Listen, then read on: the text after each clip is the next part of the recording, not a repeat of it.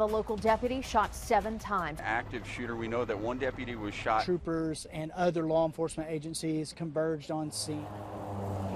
It has been nearly 4 months that this horrific scene played out. Potawatomi County Sheriff's Deputy Gary Knowles nearly killed in the line of duty. A deputy that was violently shot multiple times. His road to recovery, a long one. But since that fateful October day, Knowles has made incredible strides and is now ready to relive what happened with us. I told myself this is not the day that I die. For Deputy Knowles, the day started just like any other. It was a regular morning up until that point. Well, it was 6:30, get my kids ready for school.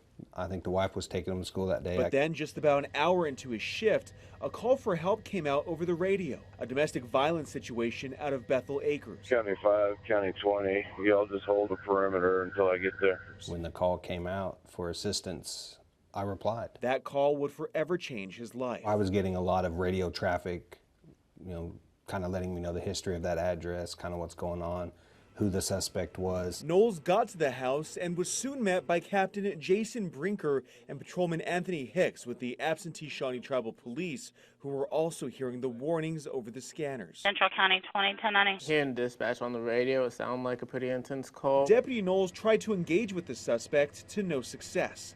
So the 3 men devised a plan until more backup could arrive. Officer Brinker and Hicks would hold a perimeter in the front of the house while Deputy Knowles moved around to the back. A minute or so after Gary went to the backyard, suspect came back out on the front porch, and this time he was holding a rifle. Shots fired up here! When did you realize you were being shot at, and when did you realize that you had actually been hit? The first round is the one that hit me. And it put me on the ground. It's estimated the suspect, later identified as 27-year-old Braden Chesser, would fire some 30 rounds at the deputy. We took about 40 rounds to 20's truck. I looked over and saw Deputy Knowles rolling around on the ground with dirt flying up around him. After a few moments of silence and fearing the worst, the officers heard an amazing sound over the radios, the voice of Deputy Knowles. 20's hit, stomach, vest, multiple in the legs. I'm okay. I've been hit here. I've been hit here. He was calm. It helped calm us down. In all, Knowles had been shot 7 times. Right shoulder area, lower right leg, calf, left leg thigh, twice. Let's see, left elbow, right ear. I think the 1, 2, 3, 4, 5, 6. And then whatever broke my shin. Incredibly, Knowles survived, but he needed medical attention fast. With the officers not able to safely get to him, Knowles recalls what he was thinking. Everything goes through your mind like, man, what if I don't make it? What about my wife and kids? And then you're like, you know what? I got to stop thinking like that. I've got to get out of here. Through sheer strength and willpower, Knowles was able to crawl himself nearly 50 yards deeper into the woods and closer to safety. I'm due east of the house, 75 meters in the wood line. He was telling me we need to go get Gary. So I said, let's go get him. Meanwhile, this group of men was planning how to get Knowles to safety. Shawnee Police Officer Dennis Rains, absentee Shawnee Officer Russell Harjo, and Potawatomi County deputies Brad Setzer and Cameron Dugan. The officers worked their way to his location, all while worried they too would be fired on. It was a big relief to hear how calm and how alert he was.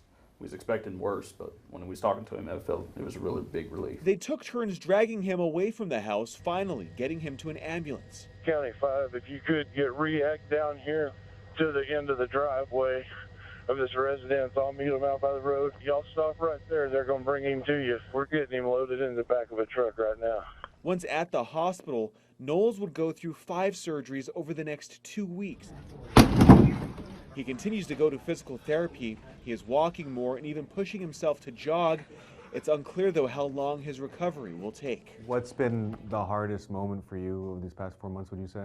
Just some of the realizations of limitations that are going to be expected and are going to happen. Through the hardships, though, Knowles hasn't done it alone. He says his wife spent every single night with him at the hospital. Plus, many in Oklahoma law enforcement and the surrounding communities have stepped up to help too.